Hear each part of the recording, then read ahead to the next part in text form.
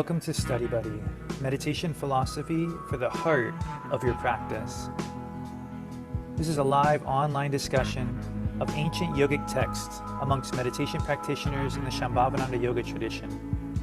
My name is Acharya Satyam, a resident teacher at Konalani Yoga Ashram in Hawaii, and I welcome you with love and respect.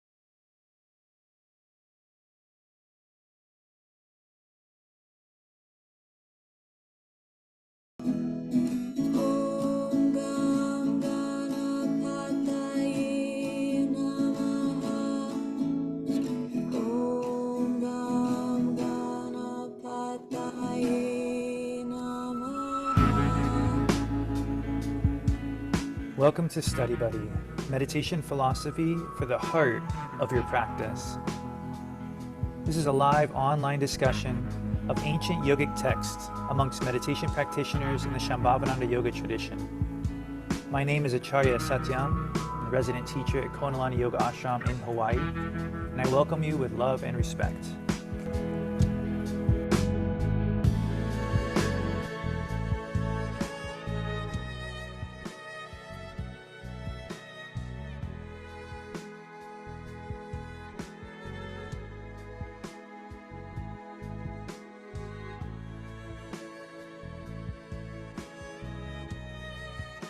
All right.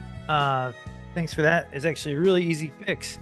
Good to see everyone. Jatila, someone who shaves their head but actually has hair. Way to go. Tejavan, welcome. I know it's late over there. Yogita, it's been nice hearing from you lately. It's awesome.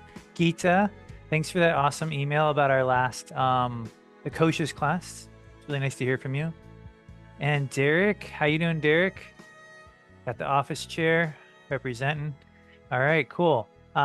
We've got a little bit of yoga. We're actually going to be doing some more work with the Vijnana Bhairava tonight, diving into the infinite practices of Om yet again. And so, yeah, get comfortable. We're going to do some yoga together. Actually wanted to start standing, but we're going to be down on our hands and knees pretty soon. But I wanted to just start with a little bit of swaying. It's been a theme in our resilience class. Is that why you're smiling? Oh, okay. Oh, and let me just make sure I can you close those blinds right there, Baya? Thanks. Sure. There we go. Okay, cool.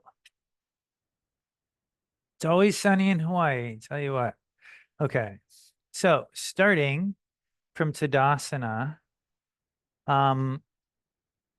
allow your weight to shift from foot to foot, but go pretty slow because I want you to feel, is it landing on the ball of the foot or the heel? Try to balance out that weight distribution as you shift your feet. You're also welcome to adjust your feet a little bit, as Paul Rep says, facing forward for integrity and about hips width apart for stability.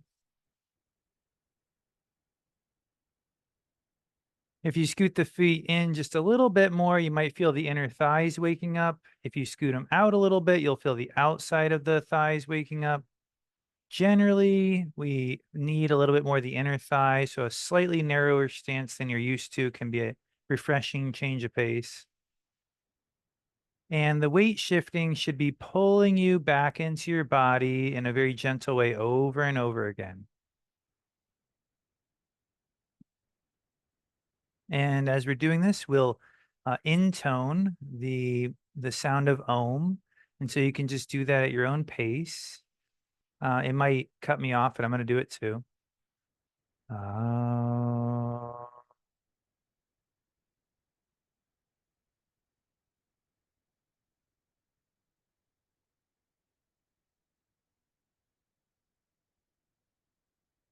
Try to let that Om slow you down and get you more in your body. So we'll do it again. Om.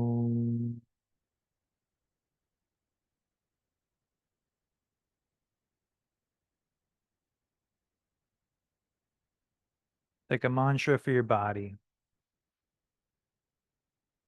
All right, and then pause for a moment. Feel the weight evenly distributed front to back in your feet, left to right. And then from there, just float the arms up for a moment and see if you can feel a slight awakening at the midsection as the arms float up. The deep postural core, muscles next to and surrounding the spine. You can slowly lower. See if you can feel that your body has to root down on the back side. You might feel the hamstrings and the glutes awaken. You might feel an upward lift on the pelvis in the front. And then the next time you lift, you can just make that Om sound again. Om.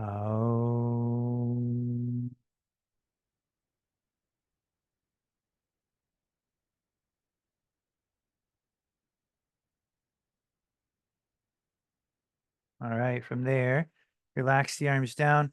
And let your swaying take your feet a little wider and a little wider and a little wider. But don't rush it, like use the swaying. Eventually you reach a width that is like you're like, that's as wide as I can go while still being stable. Feet are still pointing forward, generous bend in the knees. Scoop the arms up in front, and you can just sort of sway the tailbone as you allow the spine to release down and forward. Say hello to the floor, and then press the feet into the floor. Let the tailbone sink underneath you as your spine rolls up. Shoulders roll up last. Roll shoulders back a couple of times. A nice inhale as you sweep the arms up and sink your tailbone and knees. And then as you exhale, ohm your way down. Om.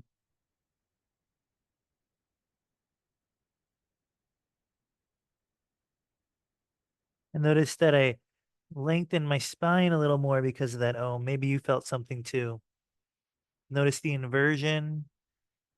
And then one more time, feet are going to press, tail's going to tuck, and we're going to roll up. The front of the body unrolls us or pushes us up. Shoulders roll back. And then this time we're going to take one extra breath in that forward fold to awaken the diaphragm. The diaphragm is right underneath your rib cage. When you inhale, the diaphragm presses down into the organs down here. When you're in a forward fold, that same movement of the diaphragm has to go against gravity. So it can actually be a nice little workout for your diaphragm to breathe in a forward fold. So the diaphragm is right here by your ribs. So you're going to bring your fingertips to the bottom of your ribs on the outside. And before we do this, we'll just notice exhale completely. The ribs should sort of constrict inwards a little. And then don't inhale big, just inhale and try to feel the ribs participating in your inhale. No need to go big. The exhale is really the most important part. It sets you up to be able to feel the movement of your ribs when you do inhale. Diaphragmatic breathing is huge. If you're feeling stressed, diaphragmatic breathing might be the thing you're missing. If you feel like you're not able to catch your breath in a lot of situations, it might be this. It's a huge down regulator. And so you can relax the arms and it's hard to keep them there. Let's see if you can take two more breaths and still feel that area on the ribs. And again, we're not like trying to make a big expansion. We're just trying to make sure that the bottom ribs respond to our inhale and our exhale. With your next inhale, arms can sweep up, tailbone sinks back, knees bend, preparing you to spill the spine forward. Hopefully you can be here for a breath or two comfortably. If not, keep the hands on the knees to offload you, or maybe a chair or desk in front of you. In any case, bring your attention back to the rib cage and just try to, again, feel that the bottom of your ribs are responding to your inhale and exhale. You might notice the work that your diaphragm's having to do. It's a little bit more significant.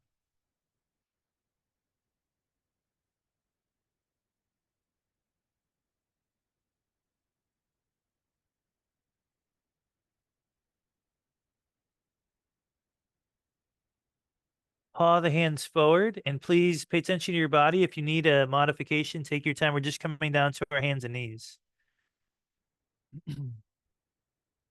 We'll be here for just a few minutes. If this is ever hard on your wrists, fists are just fine, not a big deal. Let's see, I'll go 3/4 to give you a little bit more perspective. Start by playing with the pelvis, tucking the tail, and then lifting it, and trying to notice the range of possibilities there that are your alignment. Let those movements become a little bit smaller until you feel like you're hovering around what you would feel like is a neutral spine. Remember, a neutral spine has a small curve in the low back. Neutral spine usually takes a little bit of work to maintain. The next movement will check your neutral spine by just unweighting one hand, and you'll feel a tightness around the midsection. If it's easy to sort of keep the position you were just in, you might have a good alignment. If it feels like that forced you into more curvature of your spine in one way or the other, then you might not have been in neutral. Unweighting one hand at a time and just checking how it feels around your midsection.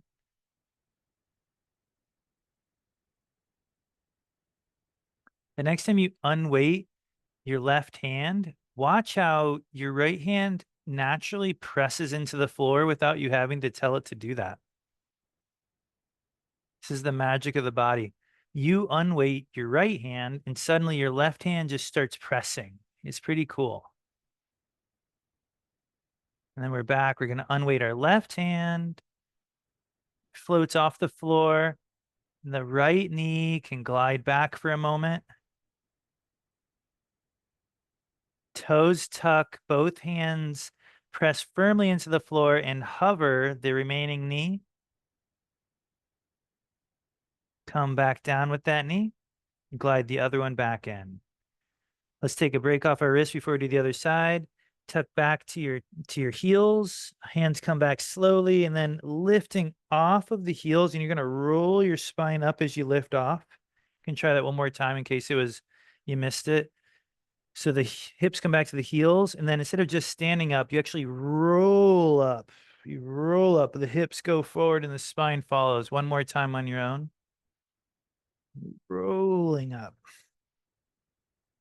And then we come back to all fours. Unweighting your right hand, magically the left hand just presses and presses. It's pretty cool. Left knee can glide back. And then both hands will press. Well, they actually, watch this. They don't have to press. All you got to do is unweight the remaining knee, and your hands will do what they do.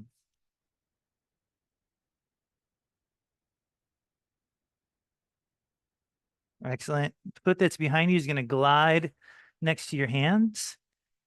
And you might have to be up on your fingertips here or on a block, but some nice big hip circles. And this is just to sort of awaken the hips, not a big stretch.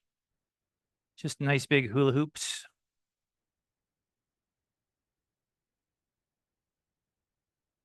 Can plant that hand underneath you and just sweep up the hand that's closest to the bent knee. Little twist.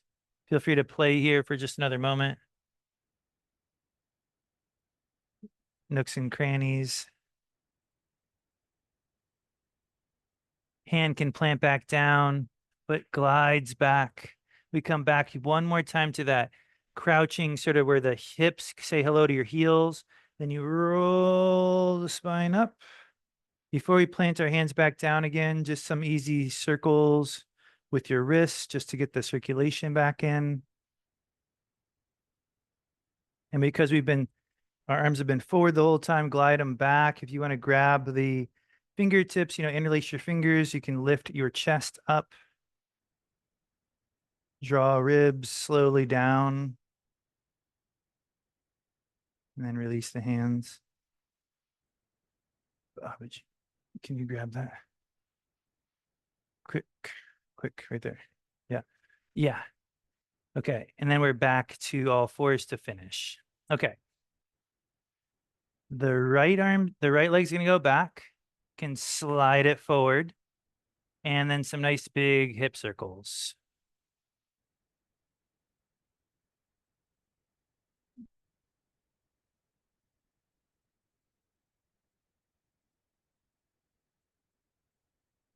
Hand plants down. The arm that's near to that knee that's in front of you is going to glide up and back and just explore any nooks and crannies here.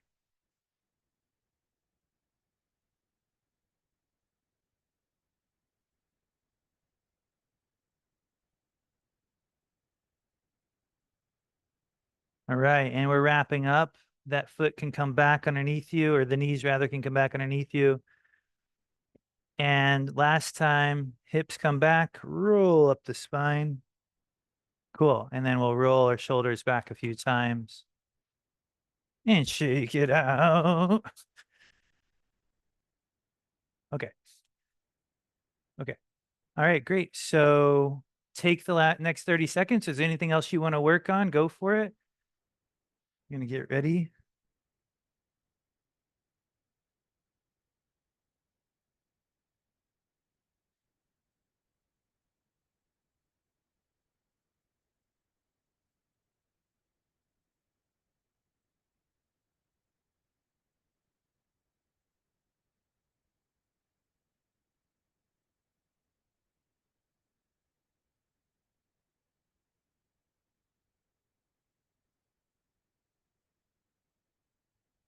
Right.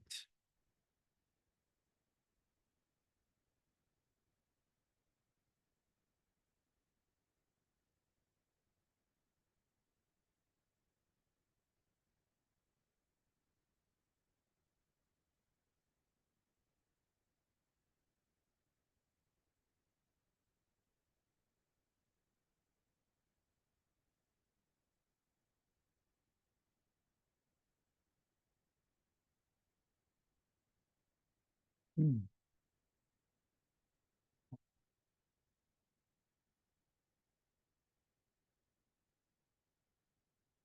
So tonight we're going to build on our previous class on Om. The Vijnana Bhairava has a couple of practices for us to work on together, and I really found them beneficial. In my experience when I was practicing this for fun, I was out in nature and it was like we had, everybody gets a day off in the ashram and I was by the beach and I was just doing it for like 10 minutes. I wasn't even sitting, I was like standing, leaning against a log. And after about 6 or 7 minutes or so, I started to hear the Om sound like in everything. There was a plane going overhead and it just merged into my own Om. There was a bird that was making a sound, it merged into the Om. The ocean merged in, and I was just struck that even just a little bit of practice, when you're doing it because you want to, um, when you're using tools that work, how it just comes right to you. So my goal tonight is not to talk too much, of course, but my talking is here to hopefully just inspire your work because we need a little, we need to talk about how to get there. In our last class, we took time to talk about the letters or the sounds that comprise the word Om, A-U-M. There's the ah sound. Feel free to just do it, ah, back of the throat. And then there's the AU is the ow. It sort of goes from ah to ow. And that's the O sound that we're more familiar with. And then there's the M sound at the lips. Ow. So the sound travels from the back of the throat to the soft palate to the lips, traversing sort of our whole vocal range, some say. And then there's the silence that is the final syllable of Om. I didn't really know about that until this dharana, but then when you do the research, you see that the final syllable of Om is always the silent syllable. Yeah, I didn't know that. And that represents the void, Shiva, which is actually the focal point of these dharanas. So the Om sound is meant to take you to Shiva, to an experience of your true nature. Which is interesting that it's described as the void. I found that to be something unique. So this is from where we left off last time. Swami Lakshmanju translating the Dharana in his unique way, telling us that when you recite it, you're supposed to concentrate on the voidness at the end of the sound, where the sound merges into silence. He said, the sound is finished, and there you must concentrate. There you must contemplate. So the Om is not necessarily the practice. The Om might be a stepping stone to the practice that we're actually seeking, which is that silence and that space for contemplation after the sound.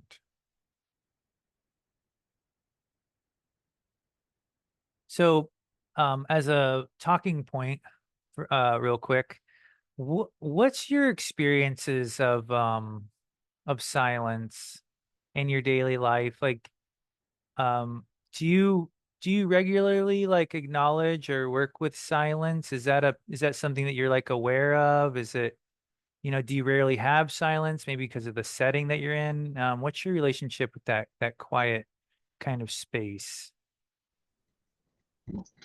I'm always doing mantra. Sorry, hold on. Let me make sure. I see you're talking. My bad. Yeah. And speaker. Yeah, I had the wrong speaker selected. So now please go ahead. Okay. I'm always doing mantra. So I don't do that. I guess so would I do it after every mantra or just do it after every mala maybe? Yeah. But that's the fun part, right? I mean, what does it mean? Like when you do mantra, does it feel like if you were doing mantra from a place that respected silence, it might help you to maybe repeat the mantra or even hear it better. If it feels like you don't hear the silence around the mantra, maybe it means that we're just spinning our wheels a little bit. I don't know. I What's your feeling? Like, do you try to, are you like avoiding that silent space with the mantra? I never thought about it. I guess I I never know, right? because Yeah, no, that's a because good I point. know exactly how many minutes it takes me to do a mala if I don't have my mala with me. And I mean, would you say it silently? Or I guess I'm so busy trying to do my 10 malas of Hmm. mantra Yeah, that I don't think about the silence. it's I would have to time myself with the silence to see how long I did it. I mean, sometimes I use the mala and sometimes I use time. yeah. Um, Well, I have been noticing that Babaji has been emphasizing in his satsangs in the last, like, let's say 3 to 6 months. He's been taking time to talk about just like sitting and being, almost like he's been nudging us all towards, well, for a couple of years straight, he's been talking about surrendering doership. But recently I feel like he's been saying more specifically, let's just all do nothing for a moment. Let's just sit here and be. Let's just be present. And I'm hearing that as maybe like a nudge for all of us to balance the equation, so to speak, of doing practice, but then also I don't know being. if I know how to do that because if I quit doing mantra, then I watch the breath. Interesting. Well, So that's what we're here to figure out. Yeah, we're here to play around with that. Let's see how it goes. So those thanks, Yogita. You always kick off the conversation. I really appreciate it. Does anybody else have a I don't know, what's your relationship with silence? Jatila, you're a pretty quiet guy, and I feel like you would actually have some insight here. I'm not as quiet as you, and I always think like, how do quiet people do it? How do they do it? Like, what's up with silence for you? For me, sometimes I'm silent, but it's not silent inside. Um, so, but that I haven't been here for a while for the philosophy. But the last one that I was here for was the sound of, well, it was something about finding the Om. And so ever since I watched that class, um, it's really been striking. I'll just notice when I'm not thinking or when I'm going from place to place or just like preparing for this class and sitting down and breathing, the sound of silence, it becomes the Om sound. So um, ever since I kind of considered that in that last class, it's just followed. And Hmm. so um, it's just been full. The silence has been full of that awareness and kind of just feeling, not doing anything, but just being in it. So lately, that for me, that's what it is. Think that is Abaya, I think, wants to comment directly on that. One sec.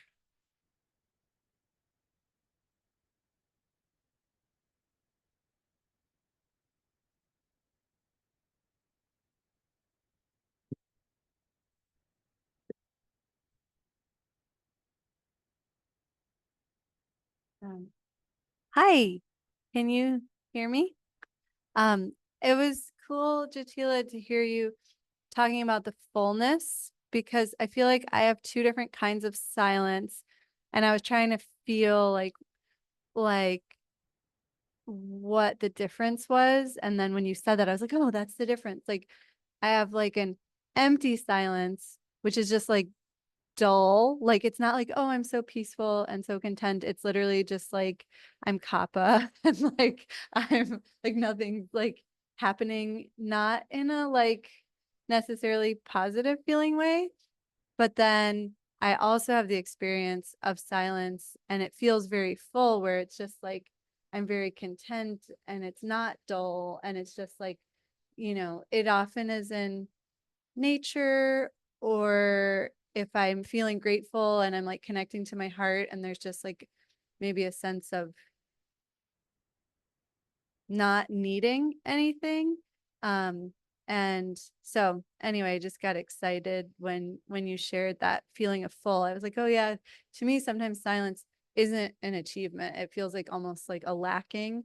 And then the kind of silence that I love and savor is like that full feeling. So thanks for helping me like put words to that. Thanks.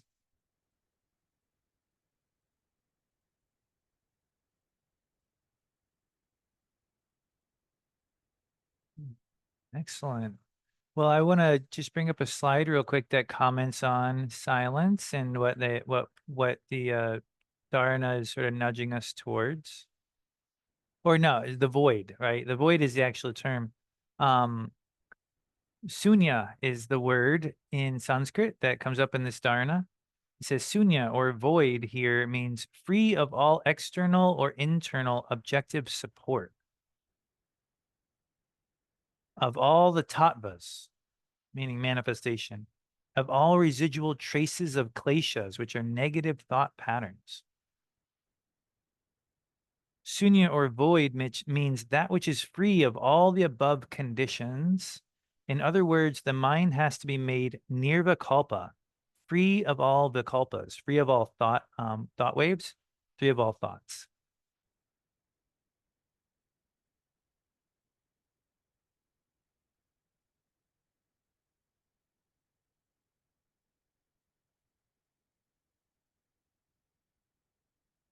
Just taking a moment to not only sort of be with that, but actually just to be with silence in the sense of, or the void, a void of talking. I have to actually stop talking to let us do that.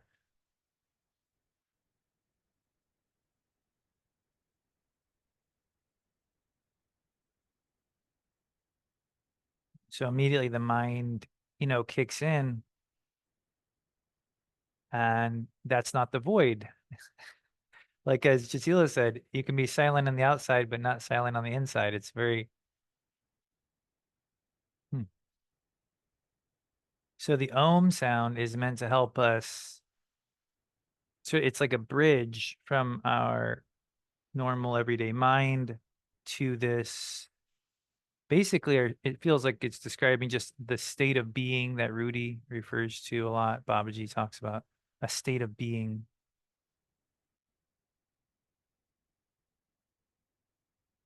Referred to this last time, like as Jatila was mentioning and Abai was mentioning, science confirms that dark matter makes up 80% of all matter in the universe, yet it is impossible to detect through sensors or detectors.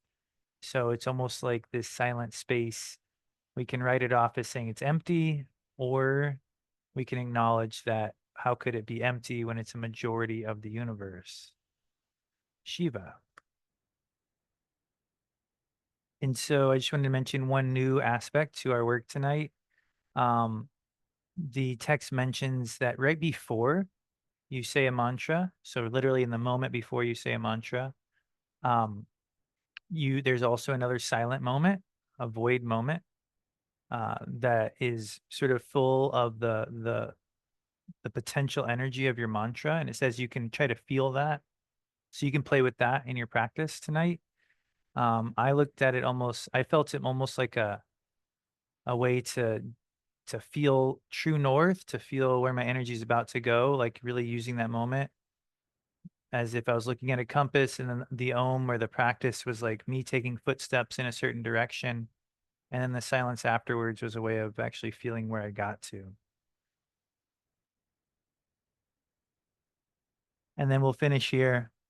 Um, I thought this was helpful. Swami Lakshmanji sort of just said it flat out. He said, you have not to utter voidness. You can't speak voidness. You can't utter words, letters you can utter, but you can utter words, but you can't utter voidness. You have to feel voidness. That is sunya uchara. So uchara here is a feeling, not an uttering. So we're saying a mantra, but our goal is a feeling. And then he nods towards Patanjali, saying Patanjali talks about this in his Yoga Sutras, but he says Patanjali called this the source of wisdom. And so looking in the Yoga Sutras, Sutra 1.48, Patanjali says the self is the source of pure wisdom. And so this void space of Shiva, which appears to be empty, according to the Vijnana Bhairava Yoga Sutras, is actually the source of wisdom. Right. So let's we'll have we'll practice together for a while, and then we'll have some time for journaling afterwards. So hopefully that's handy. I've got two dharanas lined up. One we worked with previously, but I want to work with it again, and then another one sort of works off of that one. So hopefully you're comfortable.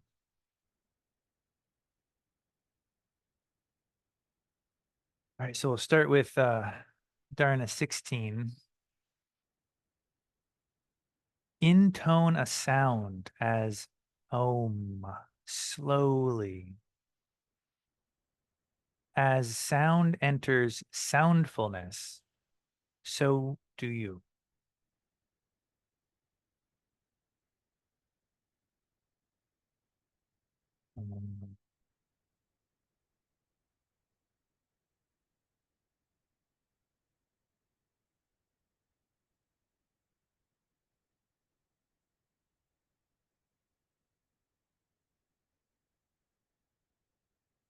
So use that full capacity of the Om, the A at the back of the throat, the AU at the palate, the O sound, the M at the lips. Feel that whole sound as a bridge taking you from a thinking mind to a being, state of being. Let the actual experience of Om literally drop you off, like dropping you off at school. Let it just drop you off in a state of being, and just keep taking yourself there, Om after Om after Om.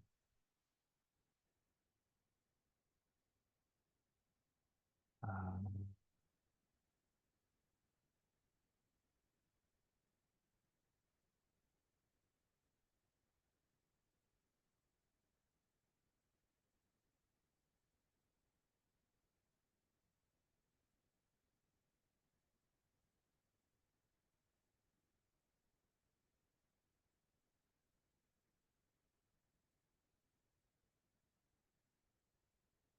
and continue with this. I'm going to mute my mic so I can keep going.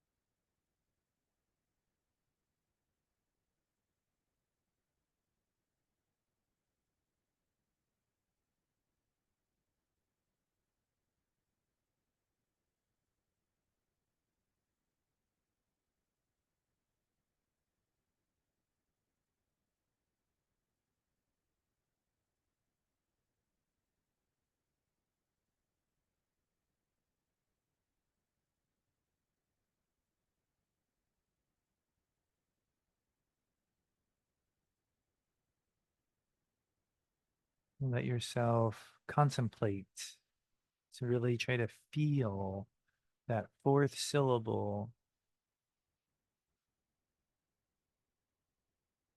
to feel Om is taking you there.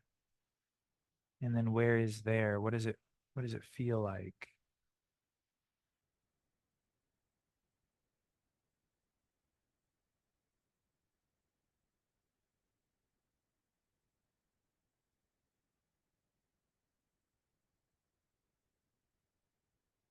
Mhm.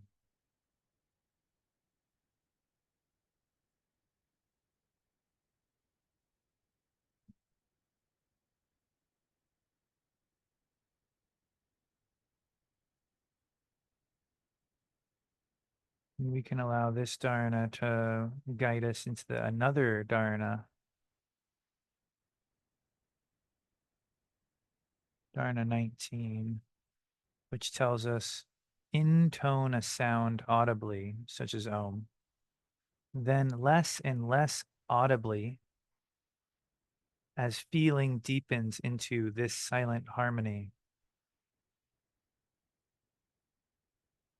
Intone a sound audibly, then less and less audibly as feeling deepens into this silent harmony. And so you can make that Om sound go from an external Om to a humming Om. You can play with that for a while, intoning it and allowing that Om to get quieter and quieter. And yet still, it's taking you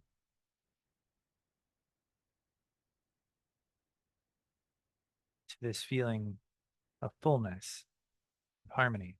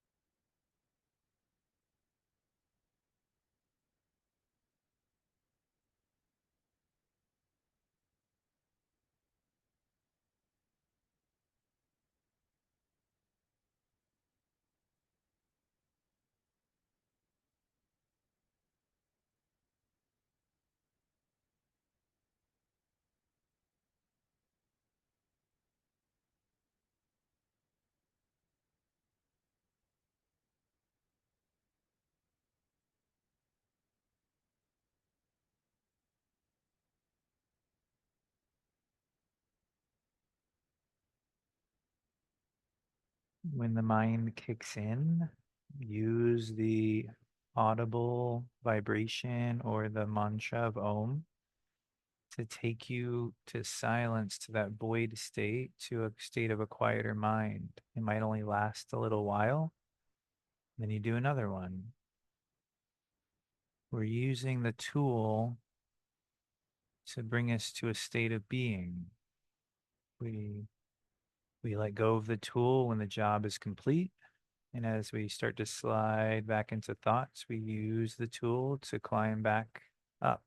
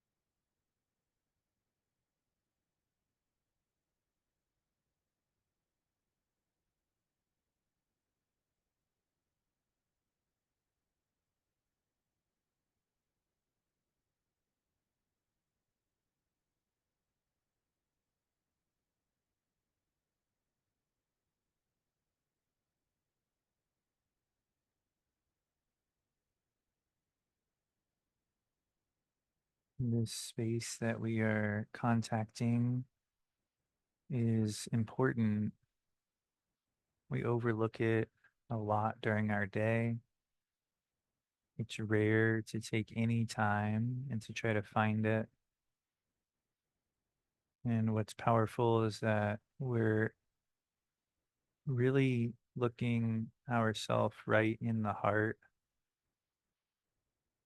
attempting to even put down the tool of the mantra to actually directly relate to this state of being. And so let yourself dive in and experiment with the subtleness of this space that is void of all external support, and void of all thought.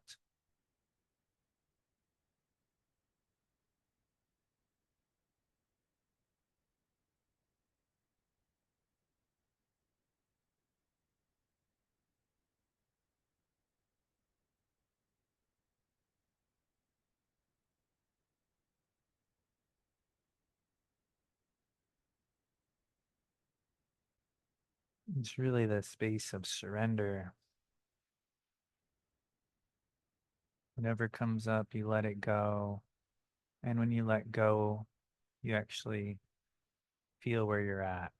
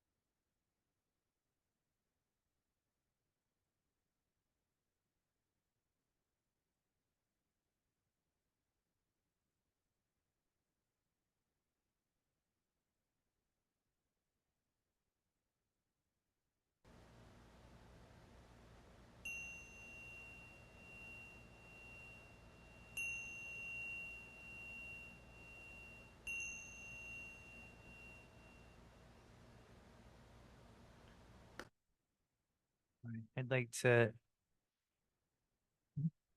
dive into our journaling practice. Hopefully you have a way to do that. And emphasis at this moment, with journaling, I've been having a lot of real success with journaling recently. The more I act like whatever I write on this page is not it only exists to help me express. Nobody's going to look at this. You're not even going to reread this after today. Just get it. Just write and write and let yourself express. And so let's take a couple minutes for that. It might be maybe 3 or 4 minutes straight.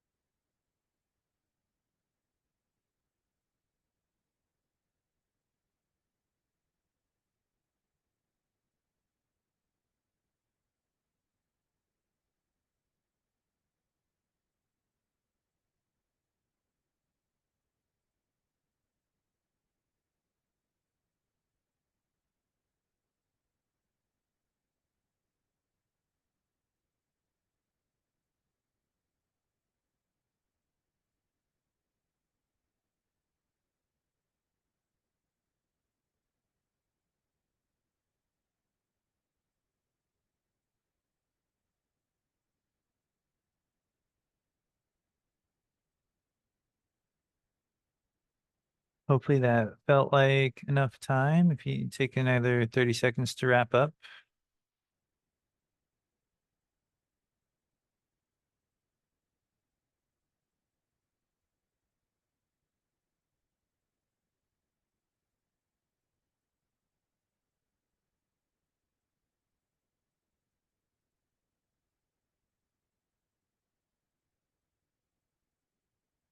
And if you have a second to reread what you wrote, put that catchphrase in the chat box. Yeah. Yeah.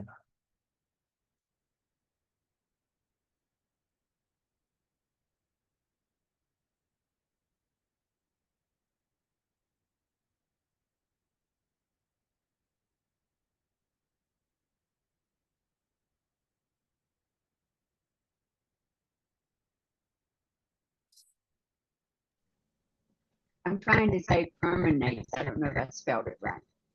Permeates. Yeah, yeah, I got it. That's sweet.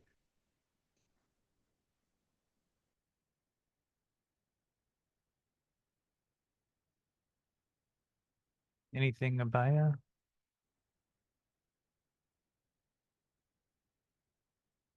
Oh, we have an equation. All right. Political. Nice. All right, let's read.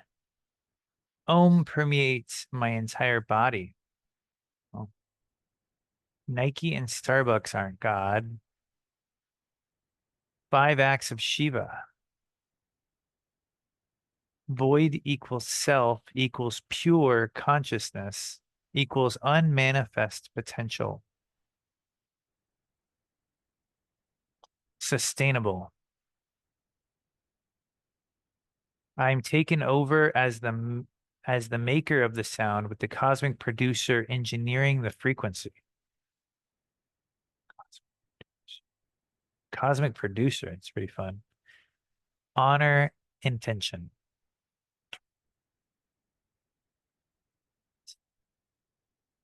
Gita, you want to elaborate on your equation? Sure. Um, the like these are to me are all synonyms. Hmm. And remember that I think it's called the Tapas map. Is that the right name? At the very Tattvas, yeah. top of the map. Yep. Nothing has happened. It's just there. And then as the energy map meets with Shakti, something happens, but that silence, that void is where we're just in that state of being. And I love Abaya's distinction using the word, it's not dull, but there's something, my words, alive or vibrant about it. Contempt, Vibrative. I think was her word.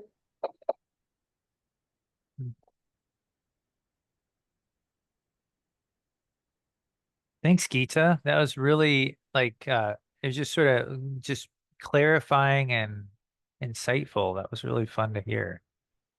Yeah, Paramashiva, the singularity, and then it splits into Shiva and Shakti, and then that dance creates manifestation, the Tattvic map. And so for you, you're talking about that singularity is really that experience of the void that we're talking about, that sort of thing that precedes. Nice. That's going pretty far back. That's awesome. Pre-Big Bang. Derek, haven't heard from you in a while, and you've got a pretty cool little breakdown here. Do you want to elaborate? Sure. First off, thank you for that tutorial, the AUM. That really just spoke to me. So that helped. It seems like I'd struggled to get the right frequency with the sound. But anyway, yeah, as I practiced that way with the AUM, it seemed like, I was up and down, and then I kind of honed in like I was being led to that frequency, that wavelength that I needed to be on, that felt right, that matched what's happening in the universe. And then I don't know, at one point I just felt like I rose above it, and you could probably relate being in Hawaii, and I was just on a surfboard, just peacefully riding it off into the void, into nowhere. Nice. Yeah, I love what you mentioned there. You mentioned a few things for sure, but what really got me there at the beginning was that using the AUM really almost allows you to like tune up, tune in. I don't know, it's like a tuner. Mhm. It gives you the whole range to feel. So you can, instead of the where you're just, it's like, it's like right at that one it gives you the whole range. Yeah, you're right. That really is an important part of the mantra for me too. Just being able to feel the whole range, and then you're right, you sort of like find there's a part of it that really you need, and you just sort of hang on to that and keep going there. Thanks, Derek. That was awesome. Yeah. Glad you had such a good experience. Tejuan, you want to close us out? Anything you want to elaborate on?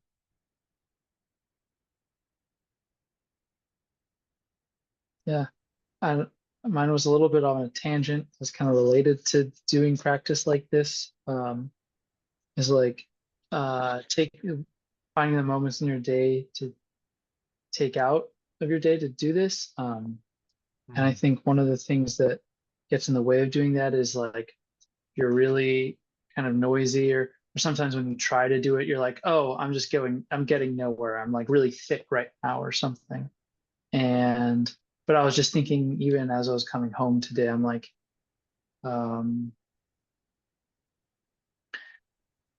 that I think in a lot of ways, things build momentum very gradually in our practice, and it's like it's best to let go. It's kind of like letting go of the fruit of your actions and only taking the action. Like I had an intention to build in little pieces of your day where you come back to your breath or come back to silence or something. And even if when those moments of the day come and you're like, oh, I don't have enough time, or it's just too crazy and I can't get there, being like, well, I want to kind of, that's what I meant, like kind of honoring your intention, or to bring those moments into your day and believing that they gradually have an effect, and kind of like building habit. Nice. Yeah, this is definitely one that it's easier than most to bring into your day if you can even just intone it. Yeah, I do it a lot actually during the day. Ever since, reps really, like he taught it. I can't remember if it was in the video or if we got it from his writing. I think mostly from his writing, but like he really is big on the intoned Om being like a direct experience and like the most essential mantra. And so that vibration bringing you in. Sometimes the hardest part about building a new habit is that you try to do it when we always want our habits to be at the parts of the day where I don't know of a better word, but weakest or most fragile or struggling. And the funny thing is, what you usually need in those moments is actually like to rest, and then that's what I've been doing recently when I have been noticing that I'm distracted. I'm not satisfied with silence. Like when I'm like, no, I want something, I need something, I got to keep moving, or I go, oh, I'm tired. Nothing's going to fill this void. And so I've just been doing some just like I know it's hard when you're like at your office, but like basically like a shavasana of some kind. because I'm just like, there's nothing's gonna work right now. Like I'm out of juice. And then you take that little Shavasana and then anything works. The littlest bit of practice works. You're just like, you don't need, but when you don't have the energy for something or something's just, you can do a whole mala and it doesn't work. It doesn't feel good because you're just like, your like nervous system's just taxed. Anyway, just wanted to plant that seed because I also want to build up better habits. Yes, Yogita. Explain to me Shivasana. Shiva, what are you saying? Shavasana, take- just like yeah. just like laying down at the end, laying down basically. Oh, okay. Like conscious rest where you just sort of like, it's like a body scan, you lay down and it's actually sort of a specific technique called non-sleep deep rest where it's nothing a yogi is unfamiliar with. It's just basically bring your attention to your feet, your calves, your thighs, your hips, just bringing that awareness up the body, and then like letting your whole body sort of sink through the floor a little bit and seeing yourself sort of illuminated. The thing is, it's like if you're really tired and you fall asleep, that means you needed to fall asleep. And if you don't fall asleep, then then that rest really usually helps. So it's a good thing.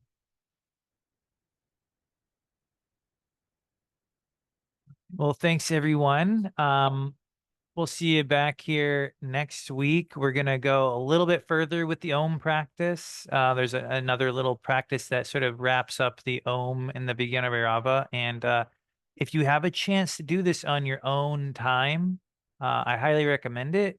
The Om practice and nature are like really cohesive. They really support each other. And so if you have a chance, it would feed into our discussion next week because I think you might find it even more beneficial. So thank you all. Namaste.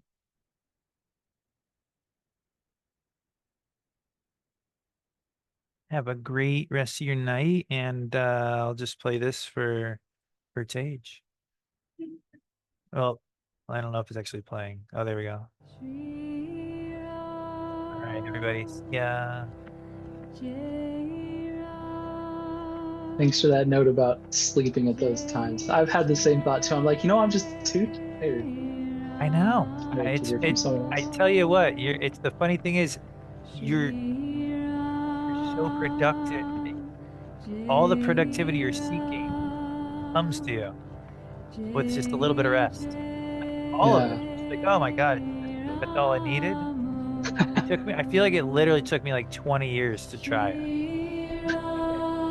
But He's like, coffee, sit up, do something, go keep up. And it's like, doesn't. Anyway, maybe I'm at the age where I'm realizing it's not working. I don't know. Maybe. well, I'll give it a shot an extra 5 years earlier. Yeah, right on, man.